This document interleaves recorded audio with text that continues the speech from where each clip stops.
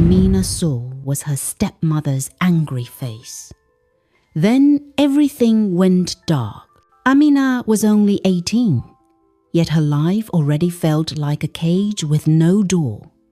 Since her mother's death, her father, Pa Musa, had married another woman, Madame Zuba. To the villagers, Madame Zuba was gentle. She laughed in the market, sold palm wine and yams with a sweet smile, and greeted people warmly. But when the compound gates closed, her smile turned into sharp teeth. For Amina, every day was a battle. At dawn, before the cock crowed, Madame Zuba's voice pierced the air. "Amina, get up, lazy girl! Sweep the compound before the sun sees dirt." Sleepy-eyed and weary, Amina would drag her broom, her thin arms aching, while Zuba's children, Sade and Kola, snored peacefully inside. Her chores never ended. She fetched water from the stream until her neck bent under the weight of clay pots. She pounded yam until her palms blistered. She scrubbed clothes in the river until her fingers bled. Her skin carried scars from cane whips.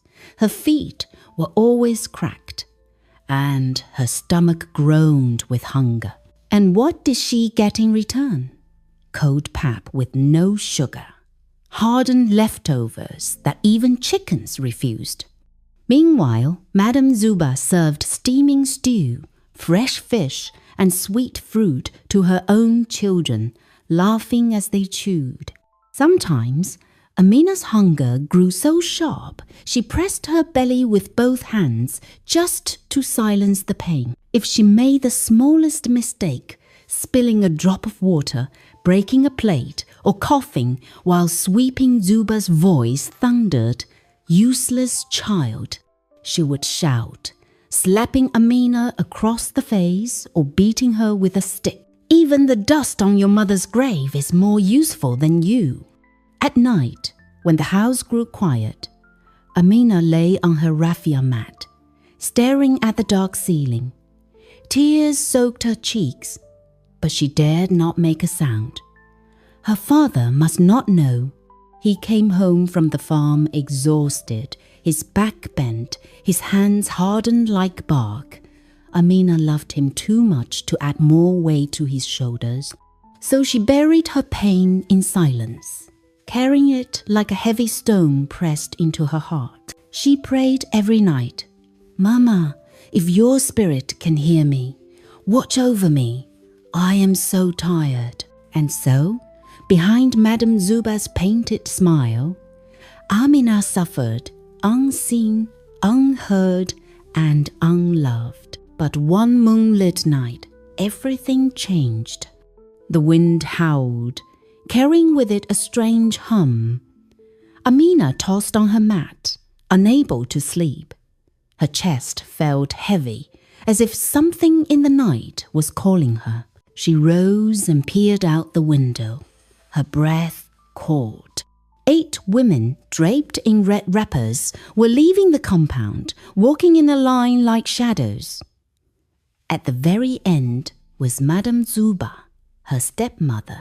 Curiosity gripped Amina tighter than fear. Quiet as a cat, she slipped outside and followed them, careful to stay hidden in the tall grass. Her bare feet sank into the cool earth as she trailed them along the narrow bush path that led to the village stream. When they reached the water's edge, the women stopped. The moon hung high, glowing like a silver drum. Its light spilled across the rippling water, painting everything ghostly white. The women spread out in a wide circle. The stream gurgled softly, but their voices soon drowned it out. They began to chant, swaying from side to side. Their shadows bent and twisted across the ground, their voices rising and falling in a rhythm that made Amina's skin crawl. One of them lifted a clay pot filled with dark liquid and poured it into the stream. The water hissed, bubbling as though alive. "It is time," one of them declared. The circle answered, "It is time." Another raised her hands. "A strong spirit must be taken." Madame Zuba's voice cut the night like a knife. "Yes, let our husbands be the ones. In 3 nights, their spirits will be ours, and our power will grow." Amina's heart slammed against her chest. My father, Pa Musa, they were planning to kill him. She staggered back, desperate to escape, but her foot slipped on a wet stone. She fell, splashing into the shallow water. The chants stopped instantly. 8 heads turned, eyes glowing like burning coal. "There," one hissed. "Over there. Catch her," Madame Zuba screamed. Amina scrambled up and ran. Branches tore at her arms as she fled into the trees. But before she could reach the safety of the path, a wave of black smoke rolled from the stream, swirling around her like a living thing. Her lungs burned, her legs buckled. The last thing she saw was Juba's furious face above her, the moon reflecting in her cruel eyes, and then a blinding flash of light. Darkness swallowed her whole. When Amina woke, the world was strange. The air felt sharper, cooler. The blades of grass around her loomed like a forest. Stones looked like boulders. Even the simple clay pot beside the kitchen appeared as large as a hut. She opened her mouth to cry out, but only a thin squeak slipped through. Her chest tightened. She looked down. Soft fur covered her body. Her hands were gone, replaced by trembling paws. Her nose twitched without her control. 2 long ears rose and fell with every fearful breath. Amina gasped, but the sound was nothing more than a frightened squeal. She had been turned into a rabbit. Her stepmother's shadow fell across her. Zuba bent down, her smile as sharp as a knife. "Now, let's see how you warn your father," she hissed. With a rough grip, she snatched Amina and shoved her into a small raffia cage. The lid snapped shut with a cruel finality. That night, Amina sat huddled in the corner of the cage. Her small body shook, her heart thumping so hard she thought it would break her ribs. She tried to pray, but the words came out as squeak. She scratched at the raffia bars until her claws ached, but it was useless. Outside, Zuba hummed to herself as though nothing was wrong. The house slept peacefully while Amina wept silently in her prison. At dawn, Pa Musa woke up looking for Amina. He called for her, but no answer. Instead, Zuba came out of the hut. "Where's Amina?" Pa Musa asked. "I don't know. She's probably inside sleeping." "You know how much Amina loves to sleep," Zuba replied. And when Pa Musa left the house, Zuba went back inside.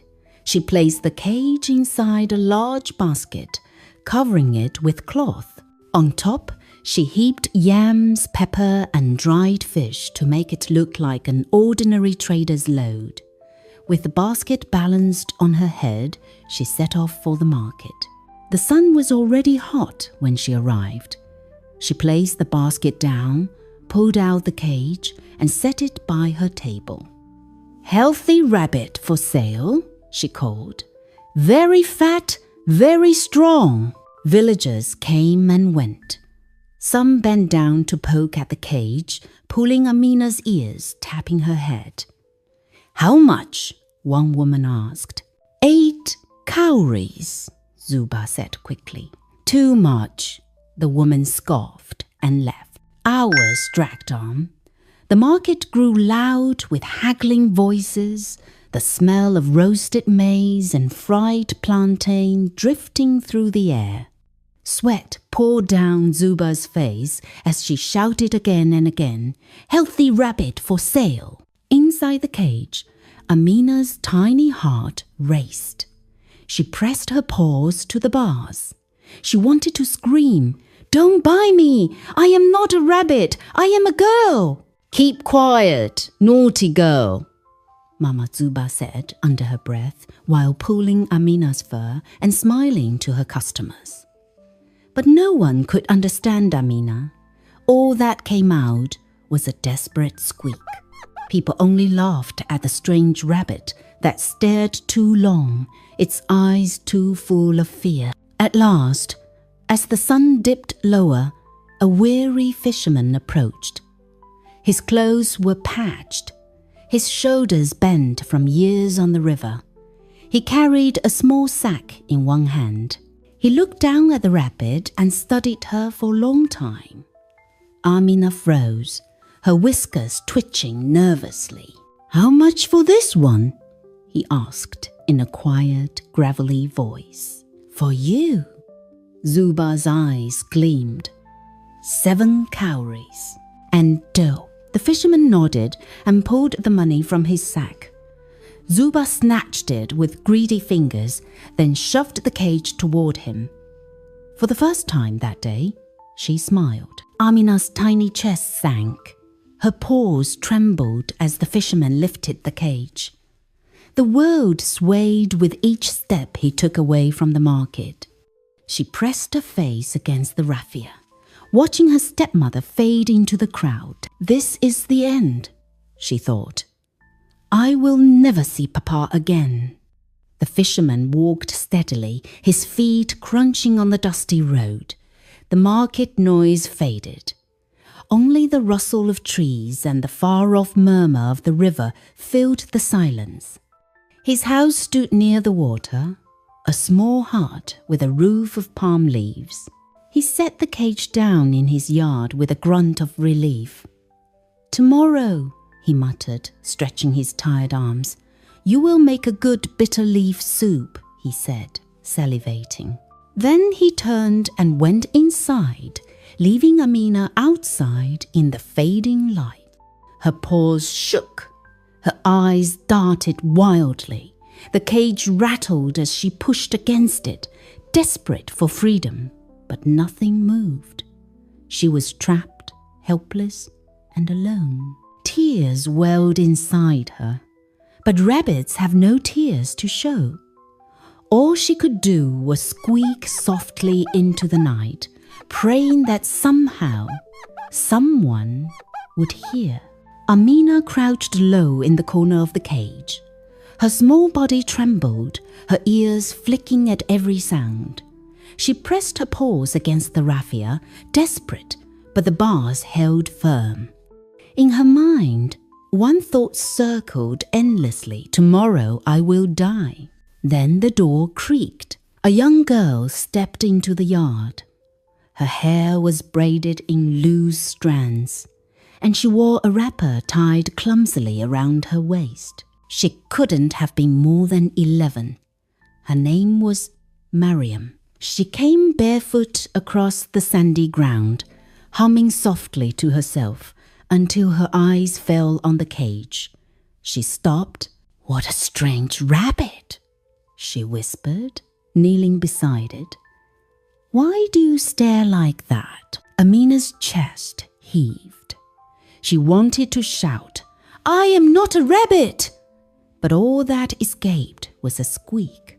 Mariam tilted her head. "You look sad," she said softly, "almost like you're crying." Desperation surged in Amina. She tried again, forcing the words through her small mouth. This time, a faint whisper escaped. "Please." But Mariam still couldn't understand her. She stood up and walked away, leaving Amina behind. All night, Amina squeaked and scratched at the raffia cage. But to Mariam, It only sounded like the restless noise of an unhappy rabbit. She went back outside and knelt beside the cage and whispered, "Why do you look at me like that? What do you want?" Amina tried to speak. Words trembled on her tongue, but to Mariam's ears it was nothing but squeals. The girl shook her head. "Poor thing. You must be hungry," she said softly, sliding a few groundnut shells through the bars. Then she left, never imagining the rabbit's eyes were begging her for something far greater. Dawn broke with the crowing of the rooster. The fisherman, Mariam's father, rose with purpose. He sharpened his long knife against a flat stone, the grating sound cutting through the morning air. Sparks leapt. He muttered to himself, "Tonight we will eat well." Mariam's stomach twisted. She thought of the strange way the rabbit had stared at her the night before, as though it carried a secret. She crept to the cage, her small hands trembling. "Maybe I'm just foolish," she whispered. "But something about you isn't right." She lifted the latch for a moment. Silence. Then, like a flash, Amina burst from the cage, her small white body darting across the yard. "Papa!" Mariam cried. "The rabbit! It's running away!" The fisherman dropped his knife with a curse. Both father and daughter charged after the fleeing rabbit. Through the dusty path, over thorny bushes, Amina ran like the wind. The man's footsteps thundered behind her, Mariam's voice shouting, There she goes!" But Amina was faster than fear.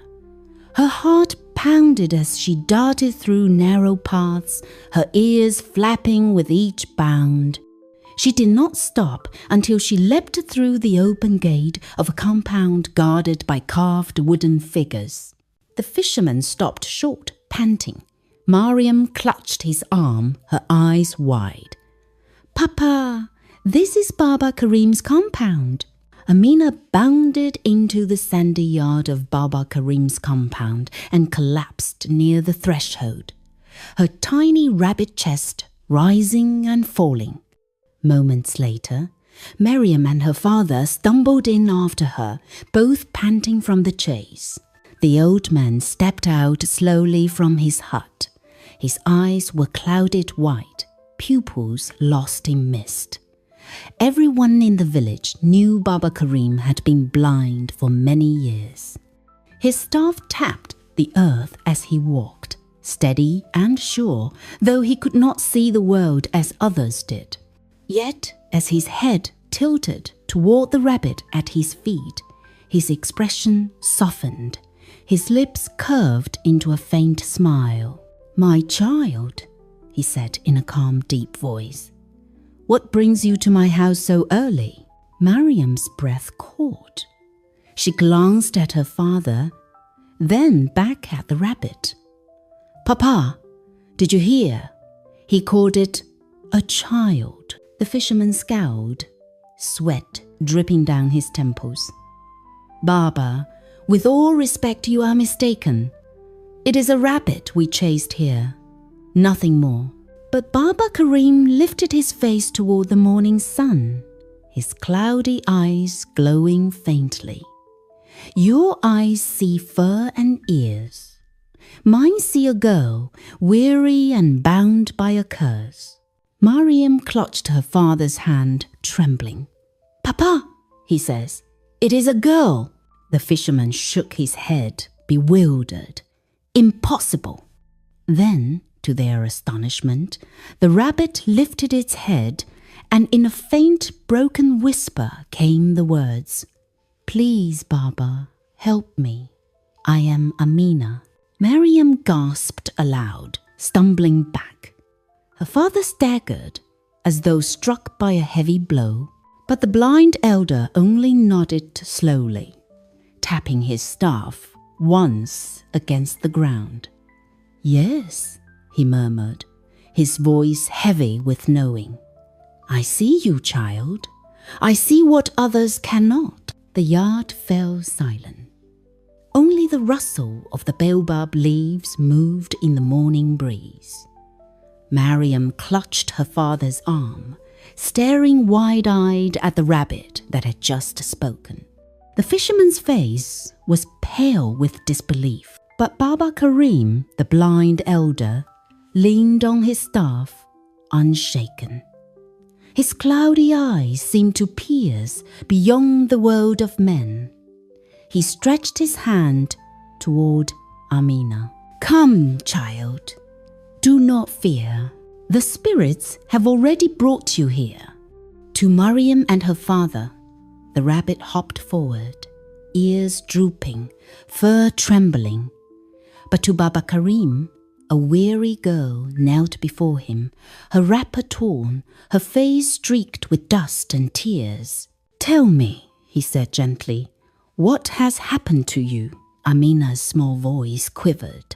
"My stepmother, she is not what she seems. She cursed me after I discovered her secret. She and others, they plan to take my father's life and their husbands' lives in 3 nights, which is tomorrow."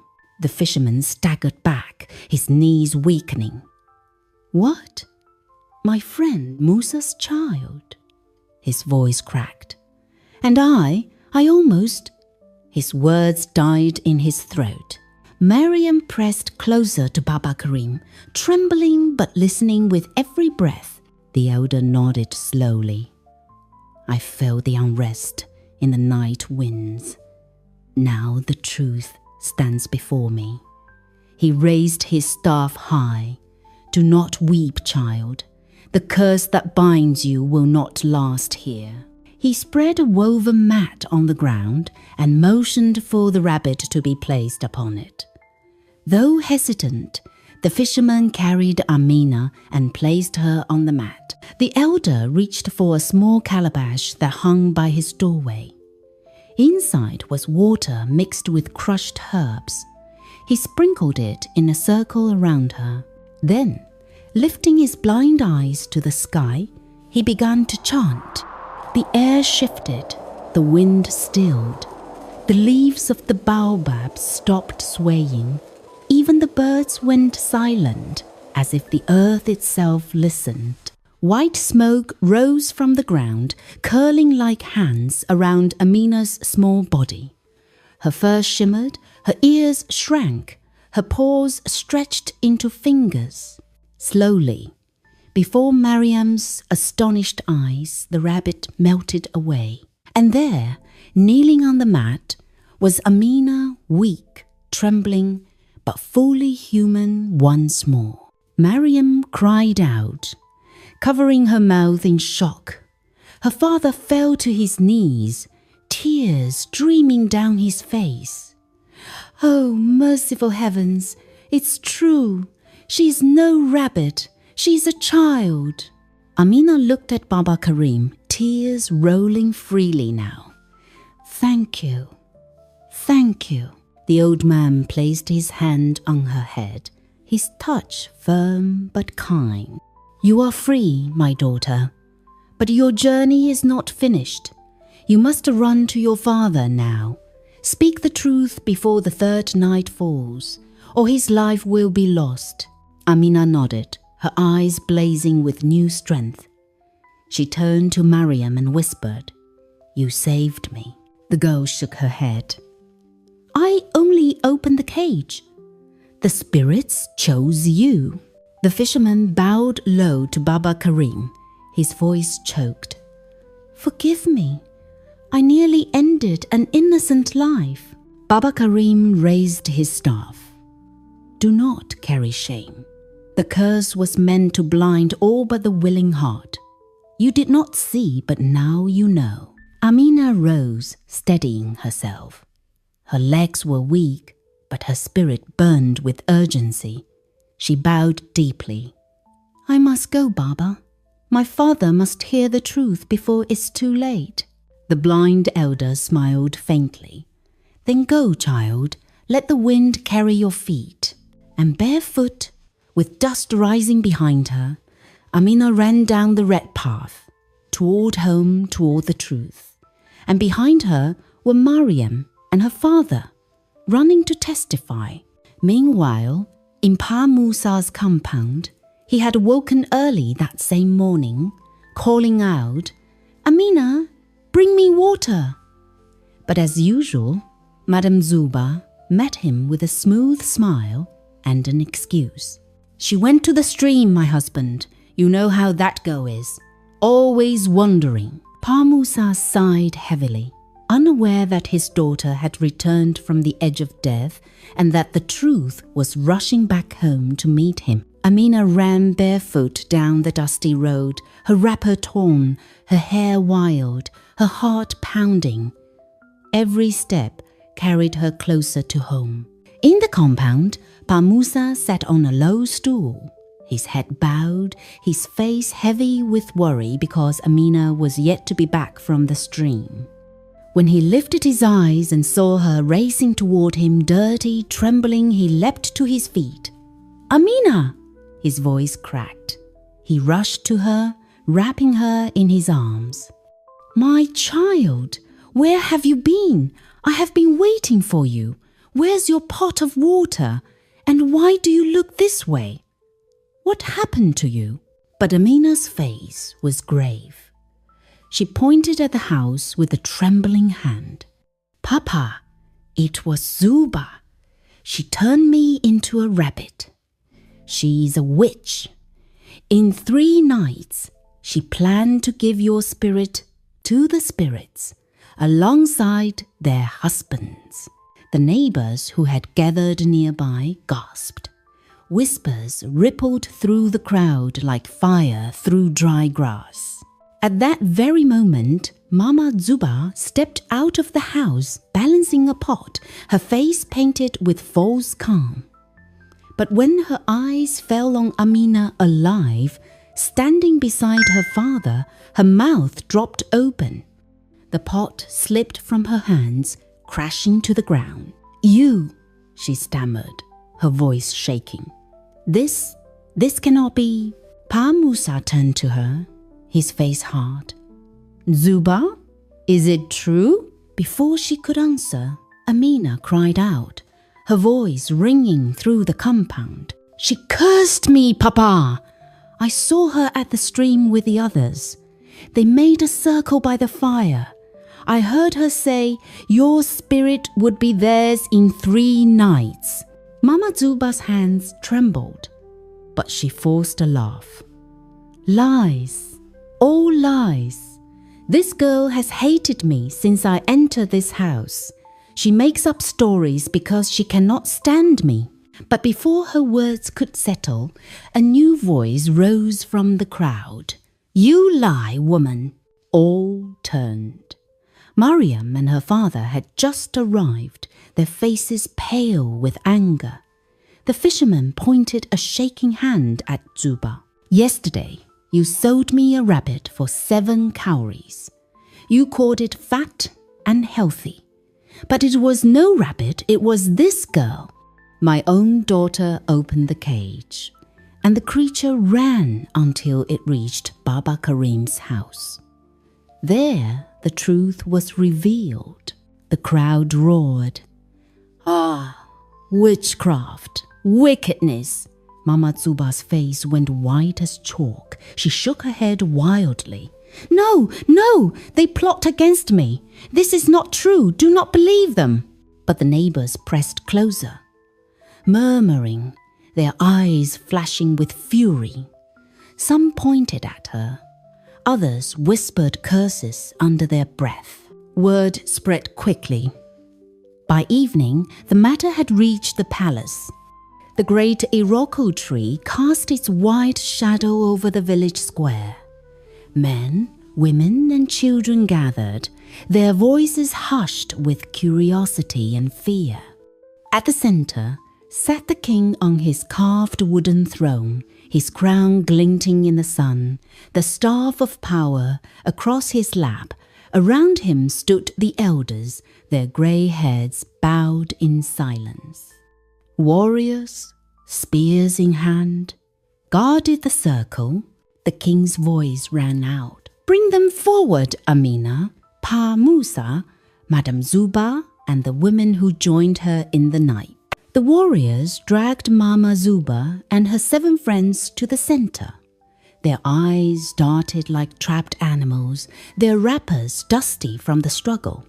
Then the king turned to Amina. His gaze softened. Child, speak. Tell us why the spirits brought this matter before my throne. A hush fell. Amina stepped forward, barefoot, her wrapper torn, but her voice steady.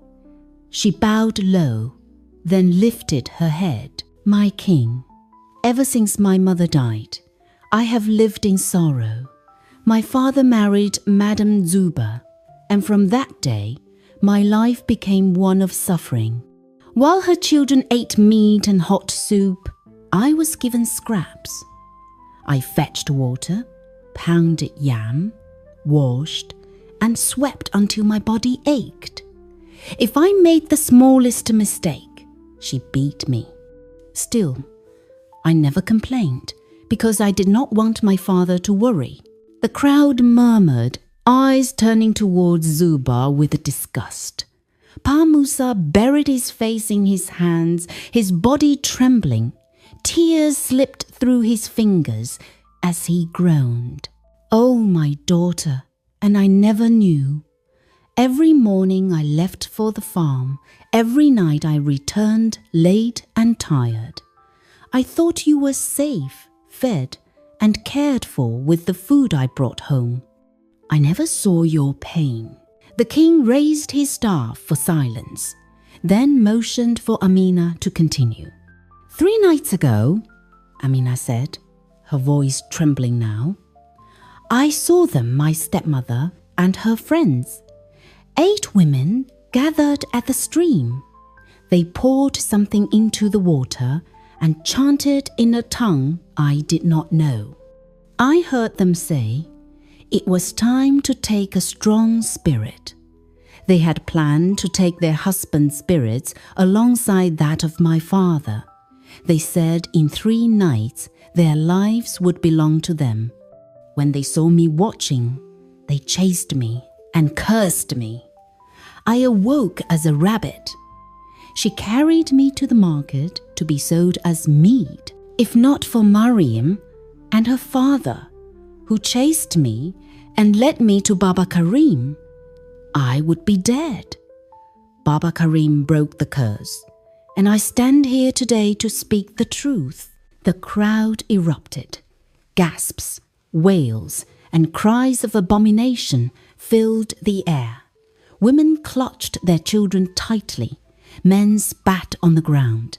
The king's sharp eyes turned to Mama Zuba and her companions. You have heard these words. What do you say? One of the women stepped forward, her lips trembling.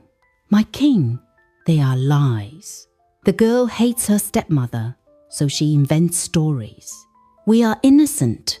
The others chorused in agreement, nodding and swearing by the gods.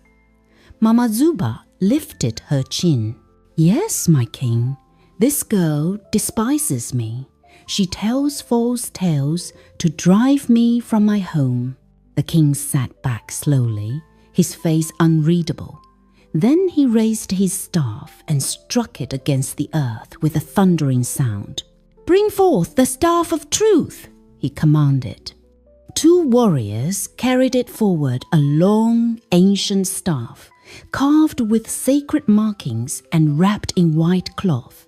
They set it before the king, and the crowd held its breath. The king's voice thundered. Let the staff judge today. If you are innocent, it will leave you standing. But if you are guilty, your own mouth will betray you. The square grew so still that even the wind seemed to stop moving. The warriors set the ancient staff before the king. Its wood was dark with age, its surface etched with sacred symbols that glowed faintly under the sun. Wrapped around it was a strip of white cloth. Unto untouched by dust or stain.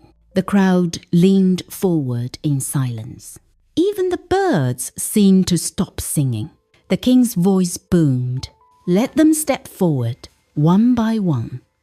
Let the staff of truth judge their words. The first of the women was pushed forward, trembling. She lifted the staff with shaking hands and pressed it to her lips. For a moment, she stood tall. Then her body stiffened. Her lips quivered, and before she could stop herself, the words poured out. It is true. We gathered by the stream that night. We called on spirits for power. We needed a strong life to give, so we chose our husbands. The crowd roared in outrage. Abomination! Wickedness! The woman fell to her knees, weeping as the warriors dragged her back. Her husband, shocked by her confession, whispered, "She had always treated me with so much care and love."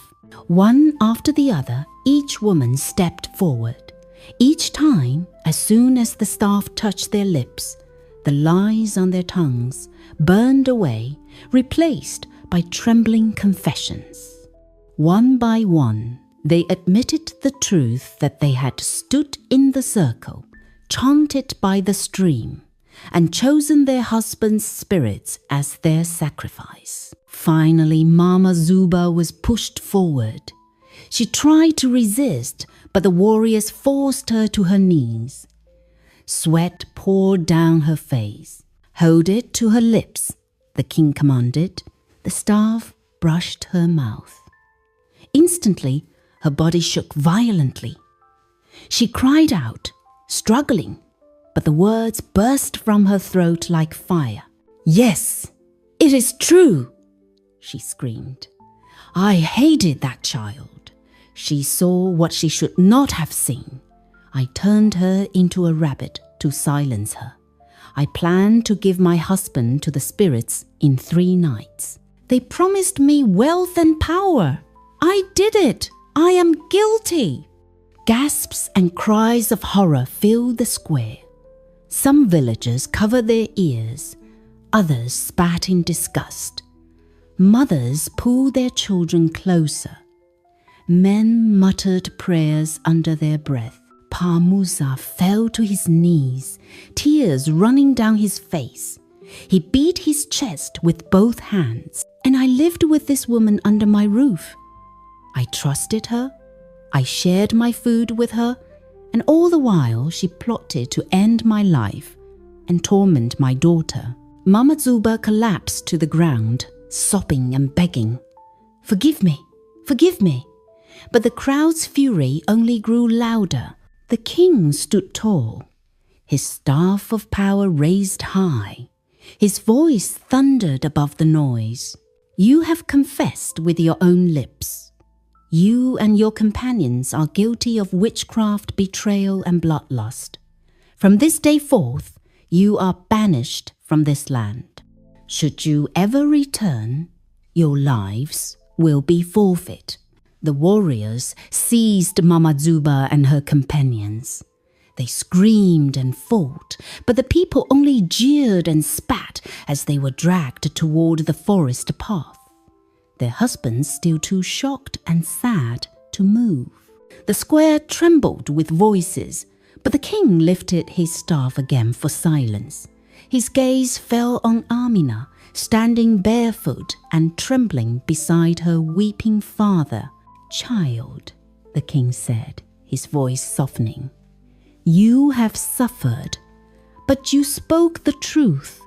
Because of your courage, evil has been exposed. You have saved your father and your people." The crowd erupted in cheers, lifting Amina onto their shoulders, calling her the girl who returned. Pamusa held her tightly, tears of both sorrow and joy streaming down his face.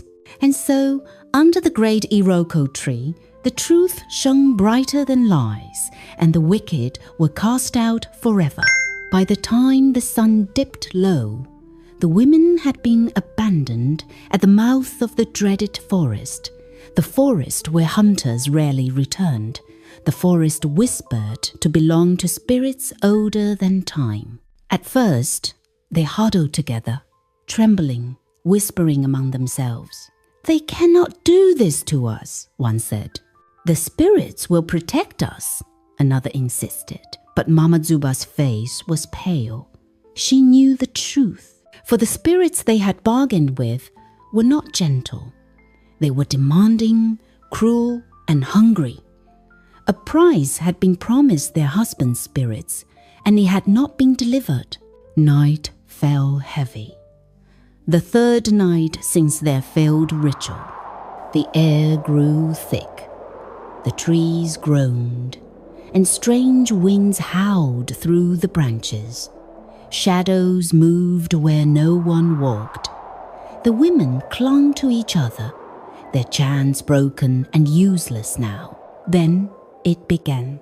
One by one, they screamed, clutching their heads as unseen hands clawed at their minds. Their eyes rolled, their words turned to gibberish. They tore their wrappers, stumbled barefoot through thorns, laughing and crying at once. Their hair grew wild, their bodies covered in scratches, their voices shrieking through the forest. Mama Zuba's scream was the loudest. "Spirits, forgive me," she cried. But the spirits were merciless. They had waited for sacrifice. They had been cheated. Now they claimed their debt another way. By dawn, the villagers who lived nearest to the forest swore they heard the mad wails of 8 women echoing through the trees. Some said they saw them running in circles, eyes burning red, chasing shadows that were not there. Others claimed they had become nothing more than wandering shells, bound forever to the evil forest. And so it was said, the 8 women who sought power lost their minds instead. Because they failed to give what they promised, the spirits took their sanity as payment.